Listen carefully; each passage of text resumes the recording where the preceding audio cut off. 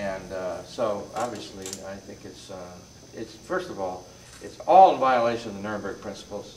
It's all in violation of the Geneva Convention.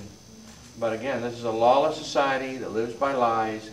It has to maintain lies because we've never dealt with the original lie of our founding, which is built on killing Indians to steal their land. We've never addressed it. So we just keep piling lie on lie, and we're an empire, the latest. You know, I guess there's geopolitical interests in Asia.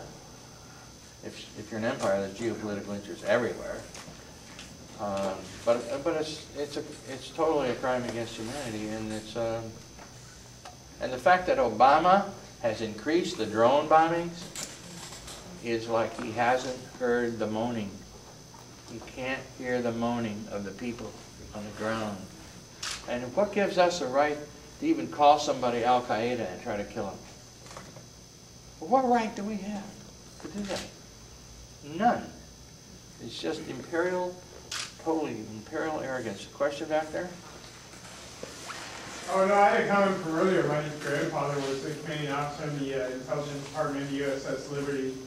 So since then, they have declassified satellite photos, and there were 3 U.S. nuclear submarines and 3 Russian nuclear submarines, boomers, all of them. There were B-52 squadrons over Egypt. The trap was poised. The problem is the U.S. trained the sailors too well, so they didn't sink. But he was in the compartment where the torpedo went off. Wow. Well, we want to. This man's been trying to ask a question. In terms of actions, most of what you spoke about was with regard to our footprint on the earth and our local activity. But what do you think is appropriate action against empire, against militarism, against the violence of our government? Well, one of the most appropriate actions, I think, is to stop paying taxes, which means stop paying taxes, which means simplifying your life. That's a pretty radical thing to do because it requires you to have to think about your whole lifestyle. But paying taxes to a government that does what our government does is totally crazy. It's direct complicity. And I'll just tell you briefly, I've been a tax refuser since 1983. I had to get rid of my property and my car, and I rented a car for 4 years, and so it wasn't mine. And I had many meetings with the IRS over a 16 years period until 1999 when the statute of limitations expired my case and they hadn't taken me into court yet. Which my lawyer said I was going to do at least 18 months in prison. And I knew that was the risk I was taking. But there was a moment in 1989 when Nathan Kaminsky, the IRS guy, had my case, came to my house again, and I happened to have a little Nicaraguan boy with me who was 6 years old, who had been shot twice in an ambush in Nicaragua, and he was with me because we were getting surgery for him at the Shriners Hospital in San Francisco. When he wasn't in the hospital, he was staying at our place. And it happened that Nathan Kaminsky came to my house one day when Eric and I were playing checkers. And I usually didn't answer the door, but I answered the door that day, and it was just Eric and I in the house, and Eric was learning English. He was getting pretty fluent in English. And I opened the door and said, "Oh, Mr. Kaminsky, what a great day for you to come because I want you to meet Eric. I want Eric to tell you what happened to him." And Eric had a big scar on his face. He couldn't smile, only on one side, and his arm was withered because he got shot through the shoulder. And Eric started telling him about this ambush.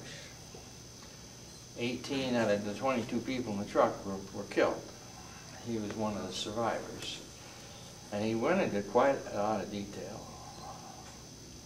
And Kaminsky just stood there, which he always did, with one hand on a briefcase and one hand trying to get me to take some papers that I would agree to start paying the IRS. And we'd been through this before, so it was a very usual thing with Kaminsky and I. And so then, after Eric finished, I told a few more details about the ambush, because I had been to the ambush site and I had done a lot of investigation about how, just exactly where it happened and how many people were killed, and talked to some of the neighbors. It was up near the Honduran border. And then I said to Mr. Kaminsky, I said, do you think that I would give money to you, who's going to give that money to the government to do this to kids? What do you think I am? And he said, well, I'm going to see you in court. And I said, I've been telling you all along, you've got to take me to court because I'm not paying. And I didn't have anything to seize because I made sure I didn't own any property. So I don't know what he said to his wife or his boss. That was about the 10th time we'd had an encounter with each other.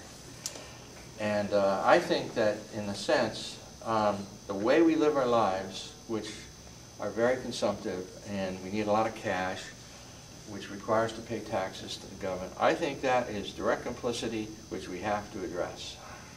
And you can say, well, it's not practical.